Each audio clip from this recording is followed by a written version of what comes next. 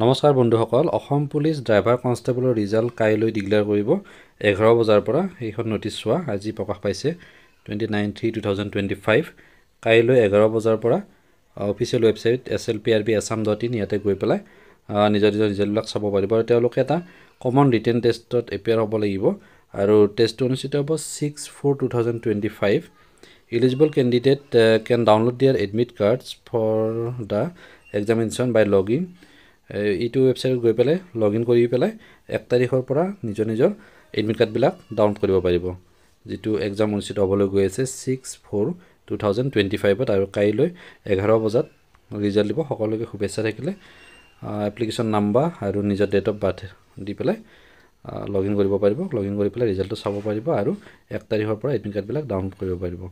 তেনেকুৱা ধৰণৰ বিভিন্ন জব সম্পৰ্কীয় আপডেটছ লগতে প্ৰশ্নকাকতবিলাক এনসাৰৰ সৈতে লাভ কৰি থাকিবৰ বাবে চেনেলটো সাবস্ক্ৰাইব কৰি ৰাখিব আৰু আগতে হৈ যোৱা পুৰণি প্ৰশ্নকাকতবিলাক যদি চাব বিচাৰে অসম পুলিচৰ লগতে ডিএমই বা তেনেকুৱা ধৰণৰ এইবিলাক লিংক ডেসক্ৰিপচনত দিয়া আছে তাত গৈ পেলাই চাই ল'ব ধন্যবাদ